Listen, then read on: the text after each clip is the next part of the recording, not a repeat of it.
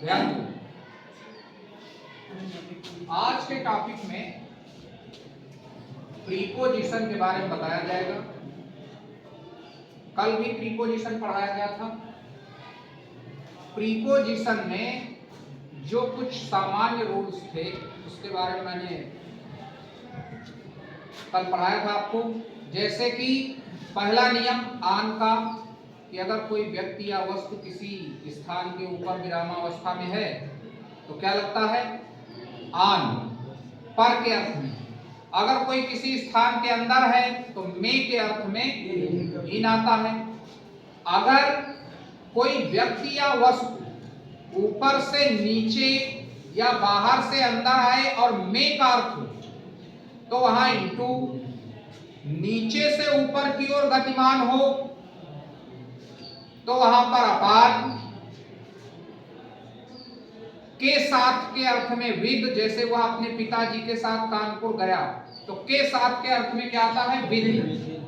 अगर कोई कार्य किसी औजार से किया गया है, जैसे उसने उसे चाकू से मार डाला, तो चाकू का प्रयोग हुआ इसलिए क्या लगेगा? विद। अगर कोई कार्य यातायात के साधन से हुआ है, बस से, कार से, ट्रेन से, ठीक है। मैं कल मुंबई से कानपुर ट्रेन के द्वारा आया तो वहां यातायात के साधन के पहले बाई का प्रयोग होता है। किसका? बाई का। ये पढ़ाया गया था। आज देख लीजिए, थोड़ा सा कुछ नियम है। पहला नियम वही बाई का, ही वेंट टू लखनऊ, वह लखनऊ गया, विद बस, बस से। तो बस यातायात का साधन है इसलिए विद यहाँ पर इनकरेक्ट है, गलत है। यहाँ होना चाहिए क्या? बाई। तो विद के स्थान पर बाई हो जाएगा, बाकी सेम लाइक दैट। अगला नियम, पुलिस रैन, पुलिस ने दौड़ लगाया, दौड़ने लगी पुलिस। बिहाइंड द थीफ, चोर के पीछे। अब ये बताओ, जब पुलिस चोर के पीछे दौड़ेगी तो गतिमान होगी कि नहीं होगी?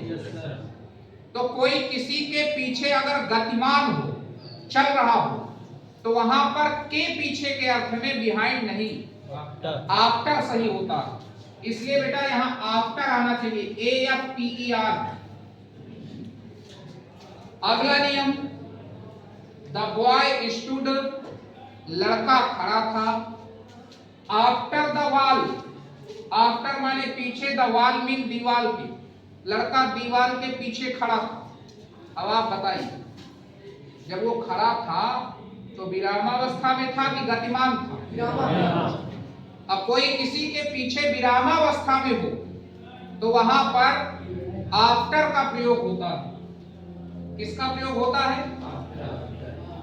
वो सॉरी, बिहाइंड का प्रयोग होता है। किसका? गतिमान होने पर आफ्टर और विरामावस्था में हो तो बिहाइंड। तो यहां पर बिहाइंड आना चाहिए। क्या आना चाहिए? BEHIND, behind. ये इतना सा करेक्शन है, बाकी सब सही है। इस पे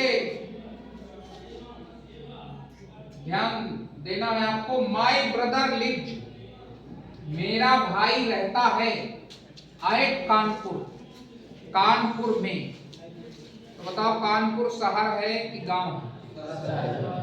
तो नियम होता है प्रीपोजिशन का, गांव एवं कस्बों से पहले प्रीपोजिशन आता है एट, शहरों एवं देशों के पहले आता है इन। क्या आता है? इन। ये कानपुर महानगर है, शहर है, इसलिए एट नहीं, क्या आना चाहिए? इन आना चाहिए।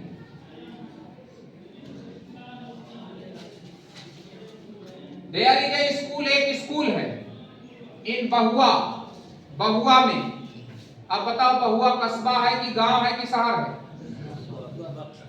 अरे बेटा, बहुआ कस्बा है, टाउन है। तो गांव एवं कस्बों के पहले क्या आता है? आए। क्या आता है? आए। इसलिए इन गलत है, यहां पर, यहां आना चाहिए क्या? आए। है। देयर इज अ रिवर, एक नदी है, एमंग मीन्स होता है के बीच में, टू विलेजेज, दो गांवों के। अब ये नियम क्या है, अगर के बीच के मध्य के अर्थ में कोई बात लिखी है तो नियम होता है दो के बीच की बात हो तो बिटवीन, और दो से ज्यादा के बीच की बात हो तो वहां पर एमंग का प्रयोग किया जाता है। अब बताओ यहाँ दो के बीच की बात है कि दो से ज्यादा की? साफ साफ लिखा है एक नदी है के बीच में दो गांव, तो दो गांव नहीं है। और जब दो, अरे साफ साफ लिखा एमंग टू विलेजेस, दो गांवों के बीच में एक नदी है, दो की बात है। और जब दो के बीच की बात हो तो वहां क्या आना चाहिए, बिटवीन। तो एमंग की जगह क्या हो जाएगा, बिटवीन हो जाएगा। समझ में आ रहा है कि नहीं आ रहा? तो ये हो जाएगा।